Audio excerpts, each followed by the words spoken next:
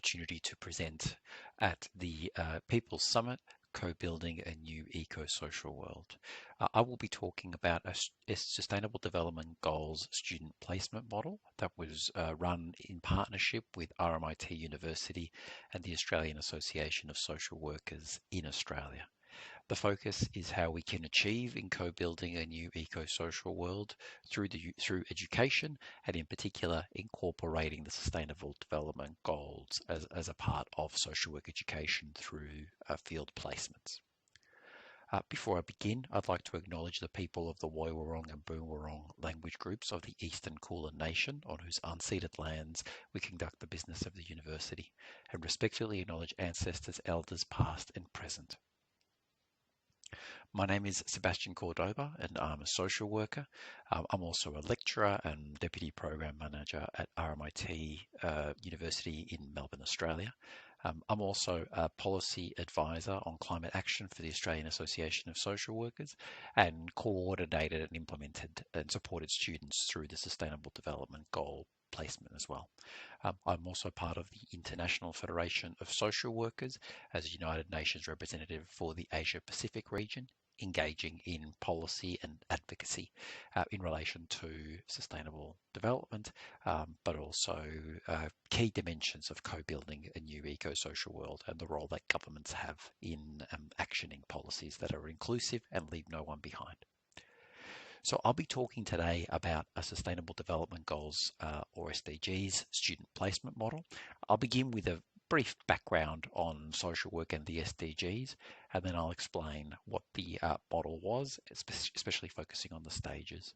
I will then explore some of the reflections and processes, some of the benefits and some of the challenges, and then looking forward, what are some of the opportunities, especially as this model can be applied really in any organisation and any context. So background and context. So social work and the SDGs. So as a human rights profession, social workers all over the world can and do play a key part in meeting the SDGs. But despite this, there continues to be limited literature that looks at social work and the Sustainable Development Goals, even with now 8 years left to meet the goals. Despite this, there is a consistent call in all literature for social workers to be more purposefully engaged with the SDGs, especially given that there is similar language and similar values around transformation, which is very much aligns with the conference, with the summit's theme, which is we cannot continue doing things the way we were.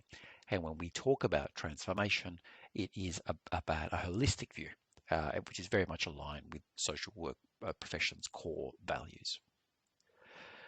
So more broadly, the SDGs are recognised by the IFSW and social work as an important platform, but they have been criticised. Even though it is the largest policy platform that we have, it still is very much criticised for its oversimplification of complex issues, empty symbolism, basically sometimes critiqued for being a marketing exercise while countries continue to pollute and discriminate.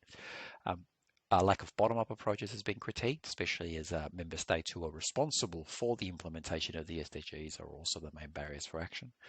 Failure to recognise the gendered aspects of inequality, given also that the implementation of a lot of the SDGs comes from female majority professions like social work, and most crucially, a limited engagement and recognition of First Nations and Indigenous peoples' knowledges from across the world. So that was the context of the social work and the SDGs. And what we looked at is in teaching and training and supporting the next generation of social workers, there is a key ethical responsibility to make sure that social workers are prepared for the challenges that come. And this was certainly an issue prior to COVID around climate change and inequality, but COVID has exacerbated and laid bare existing and entrenched inequalities. So it's been pivotal for social work students to be able to not only engage with the SDGs, but recognise how they can be more active in implementing them in their roles. So the placement initially began with the central aim of better utilising existing educational opportunities for students to learn about and critically engage with the SDGs and the 2030 Agenda. Field education placements, where in Australia, to become a social worker, students need to complete 1,000 hours of practice placement, so that's in the field, was a suitable vehicle because it offered the length of time to not only engage and grapple with the complexities of the SDGs, but then also undertake the work that I'll describe in a minute. So the partnership was between RMIT University and the Australian Association of Social Workers, that is the peak representative body for social workers in Australia. And this aligned with the AASW's ongoing placement program, and students for several years now have been able to complete their placements as part of the policy team. Students learn and take part of the AASW's policy and advocacy work, and through involvement in submissions, government inquiries, media campaigns, and also direct action through protests. So in 2019, the AASW partnered with RMIT University, looking at a specific SDG placement. The placement used a social work studio pedagogy that focused on collaboration, integration of knowledge, problem solving, and exploring new possibilities for action. So we really looked at workshopping this idea of, well, what is this going to look like, and how can we actually then ground sometimes these abstract ideas in practical policy and advocacy efforts. The placement model was actually based on the SDGs voluntary local review model, which is what cities do to report and evaluate and assess their efforts in relation to the SDGs, and moving that and applying it to non-government organisations. So an SDG audit per se, but then actioning where there may be deficiencies.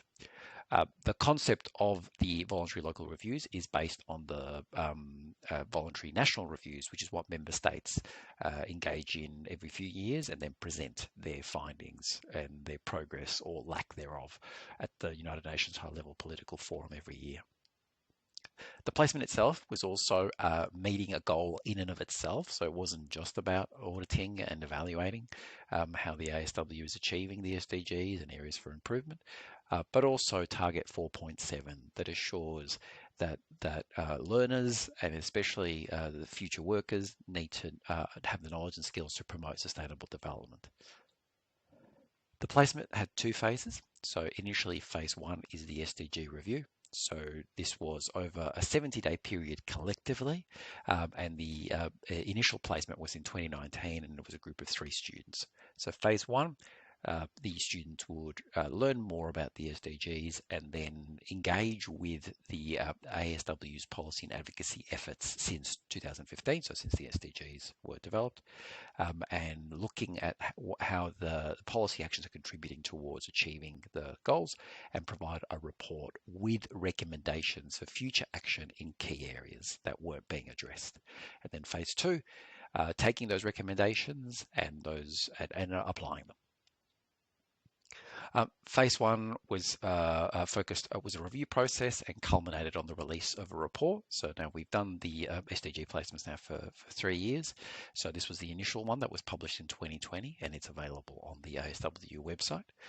So after familiarization, and the students looked at the 17 goals and 169 targets, and were able to then look at the AASW's current and historical policy and advocacy actions. There were frequent meetings where we would, with the students, as myself as the supervisor, would workshop how we would go about this, given the enormity and some of the challenges. Then the final report was submitted to the AASW and published for everyone to see. Then phase two was about building on the review and looking at opportunities for future action.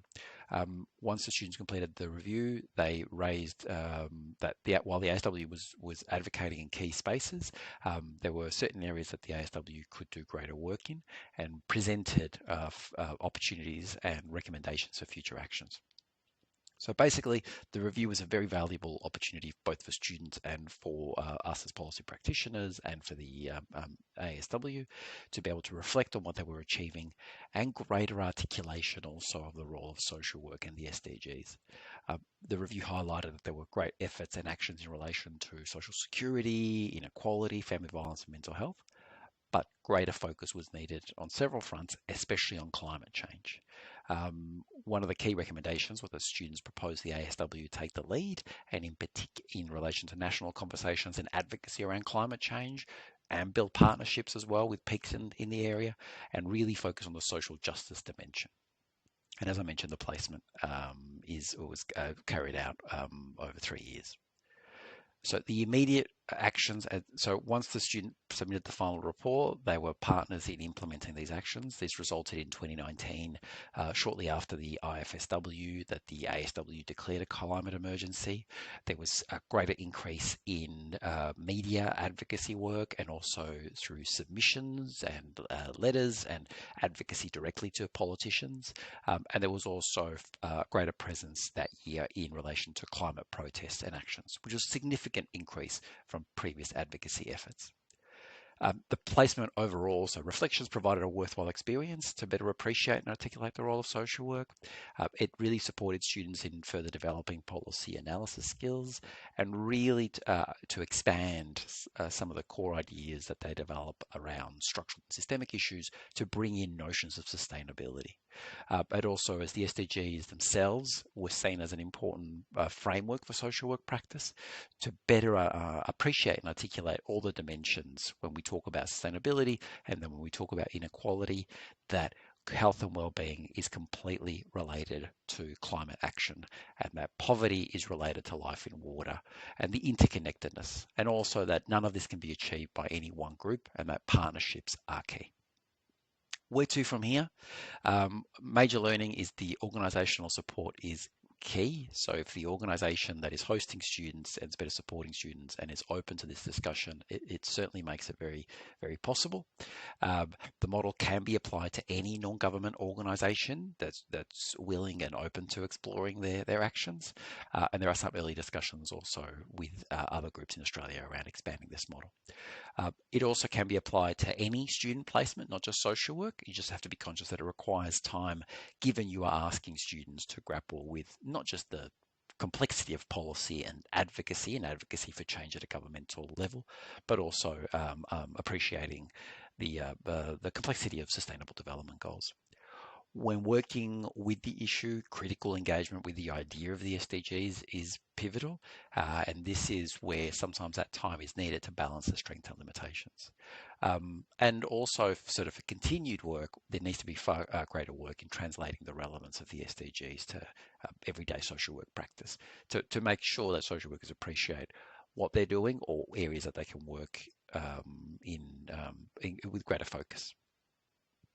Thank you very much for this opportunity. And if you'd like further information, there is a journal article recently published, co-written with the students who completed the placement around this experience.